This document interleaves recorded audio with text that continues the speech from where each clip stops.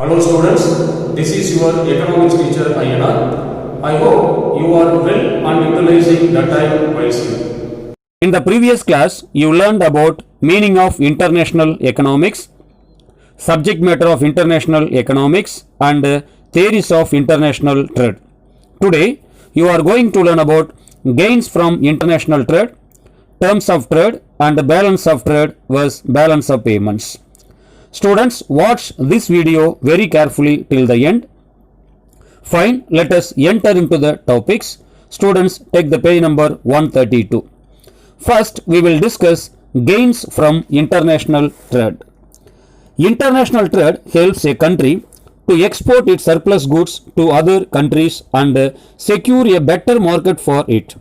Similarly, international trade helps a country to import the goods which cannot be produced at all or can be produced at a higher cost. The gains from international trade may be categorized under four heads like efficient production, equalizations of prices between countries, equitable distributions of scarce material, general advantages of international trade. First, efficient production.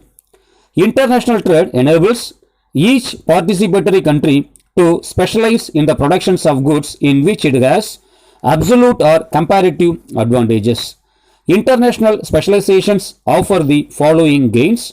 First gain, better utilizations of resources. Second, concentration in the productions of goods in which it has a comparative advantage.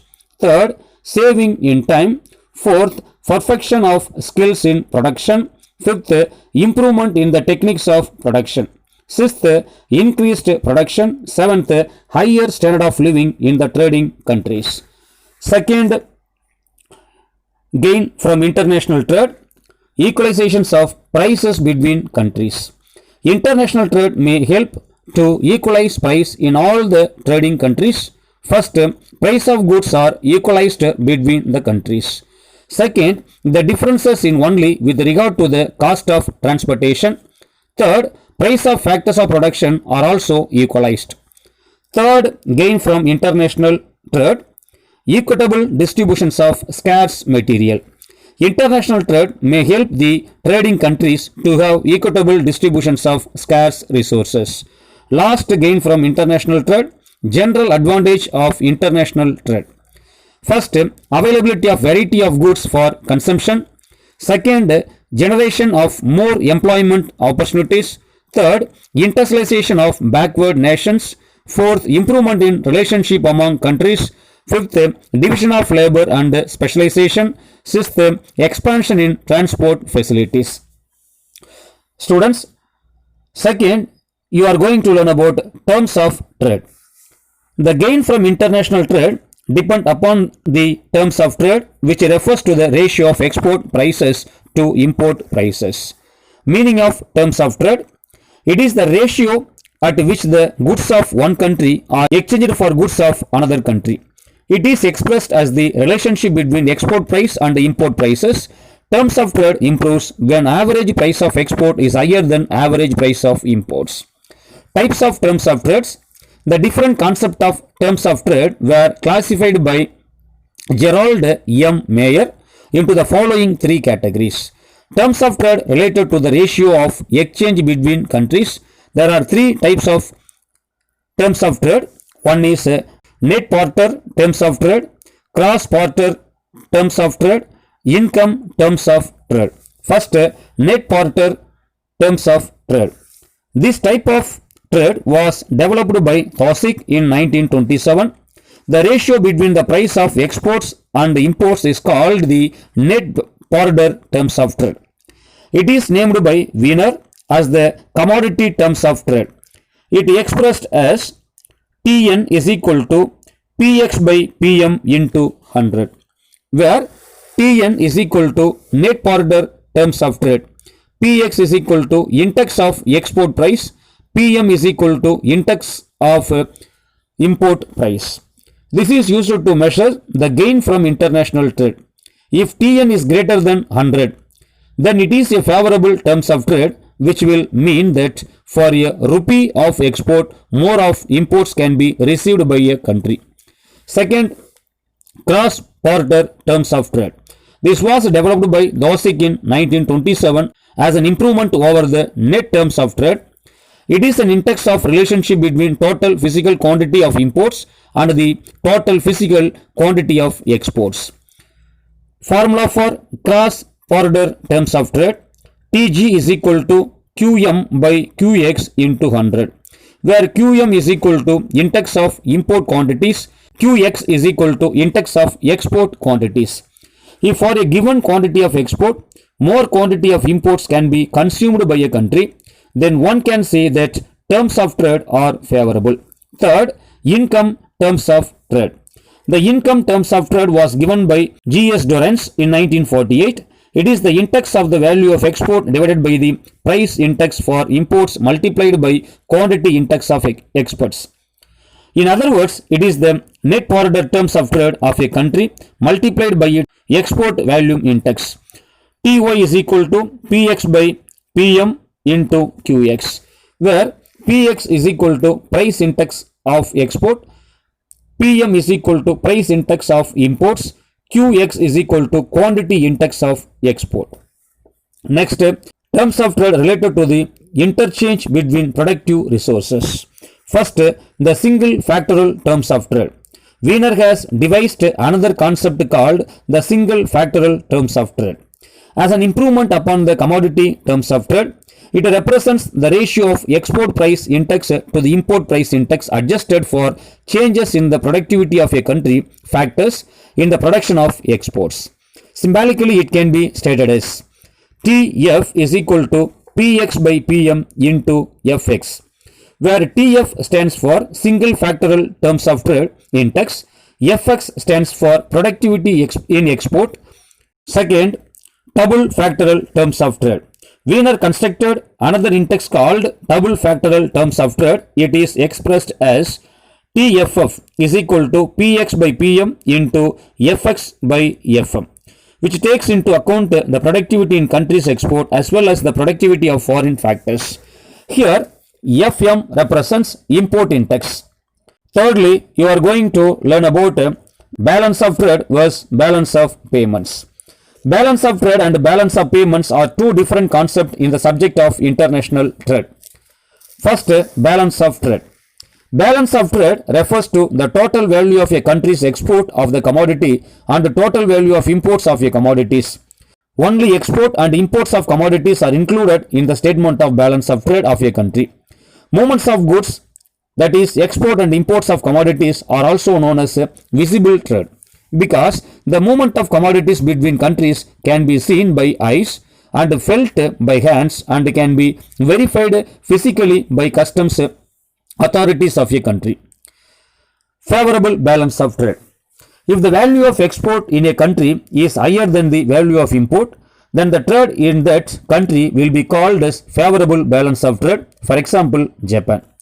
Here, when the total value of commodity exports of a country exceeds the total value of commodity imports of the country, it's said that the country has a favorable balance of trade. Next, unfavorable balance of trade. If the value of import in a country is higher than the value of export, then the trade in that country will be called as unfavorable balance of trade. For example, India. Here, if the total value of commodity exports of a country is less than the total value of commodity imports of that country is said to be unfavorable balance of trade. Balance of payments. Balance of payments is a systematic record of a country economic and financial transaction with the rest of the world over a period of time.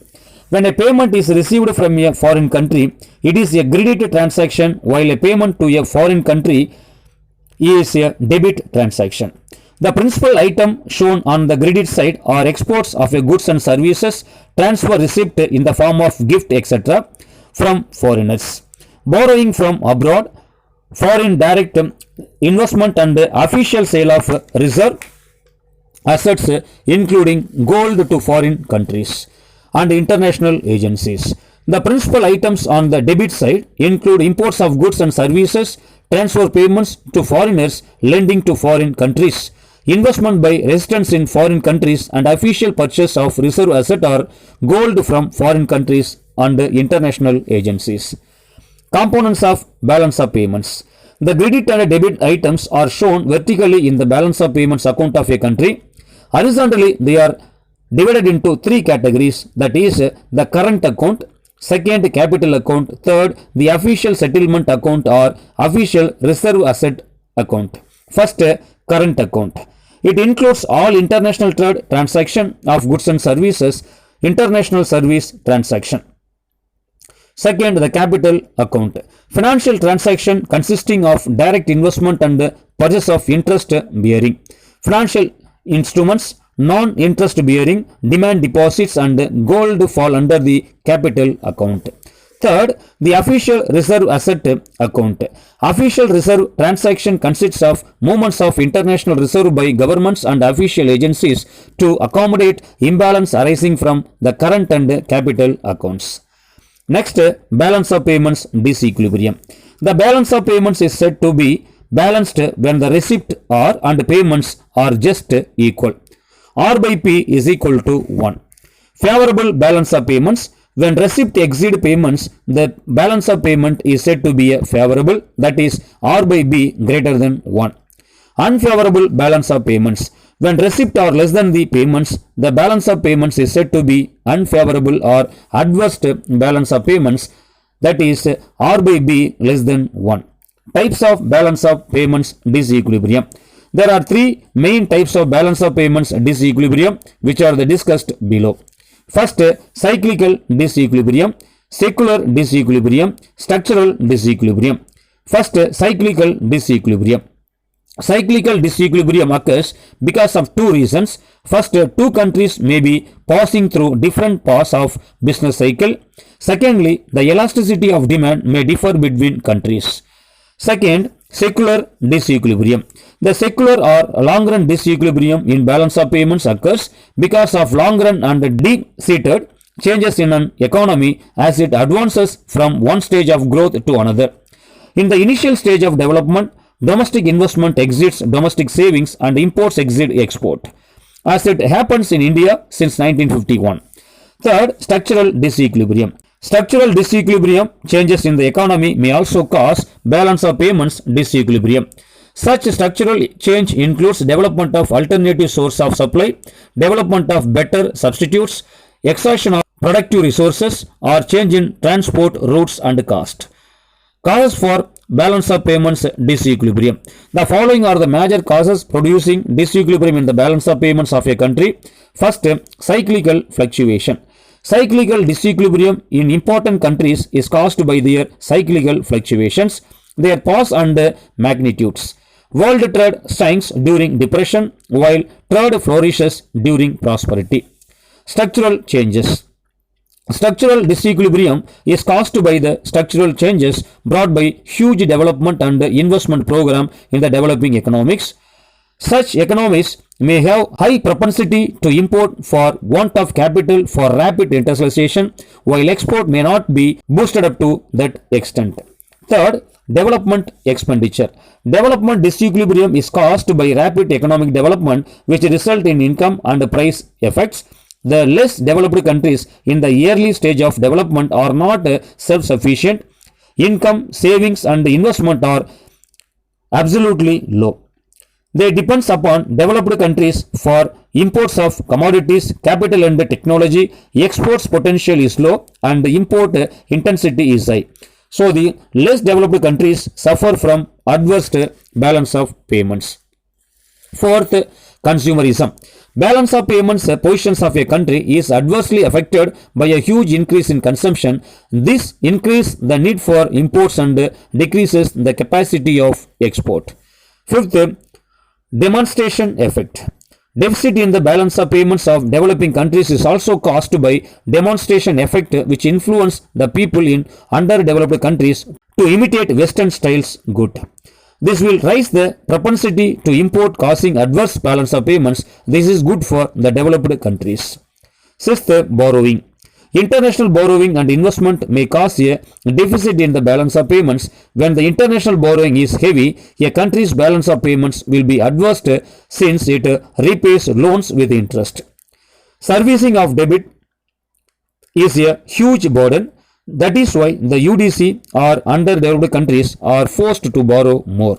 Seventh, technological backwardness. Due to the technological backwardness, the people or Indians are unable to use the energy or solar available with them. As a result, they import huge petroleum product from foreign countries, increasing the trade deficit. Eighth one, global politics. The rich countries like USA need to sell their weapons to promote their economy and generate employment.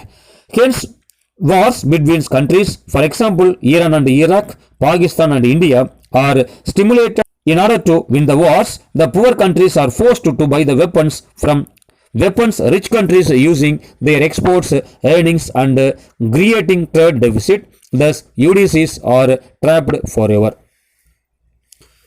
Next, measures to correct balance of payments disequilibrium. There are some important measures to correct balance of payments disequilibrium. First, depreciation, devaluation, import control, export promotion, exchange control, productions of import substitutes, monetary policy, capital import. There are a number of measures available for correcting the balance of payments disequilibrium. They are divided into two broad groups, namely automatic correction, second deliberative measures. First, automatic correction. If the market force of demand and supply are allowed to pay freely, equilibrium will be automatically restored in course of time. Under the free exchange rate of system, the automatic adjustment of the balance of payments can take place through change in the variable like price, interest, income and capital flows. First, price adjustment. As a result of foreign exchange outflow from a deficit country to a surplus country, there will be a fall in the money supply in the deficit country and increase in the money supply in the surplus country. This will result in rise in the price in the surplus country, which will encourage imports and discourage exports. Fall in price in the deficit country will encourage exports and discourage imports, leading to restoration of balance of payments disequilibrium. Second, interest rate adjustment. The contraction or expansion of money supply resulting from the balance of payments deficit or surplus leads to a rise or fall in the interest rate. A rise in interest rate in the deficit country will encourage investors to withdraw their funds from abroad and invest in their home country. The opposite happens in the surplus country. Third, income adjustment.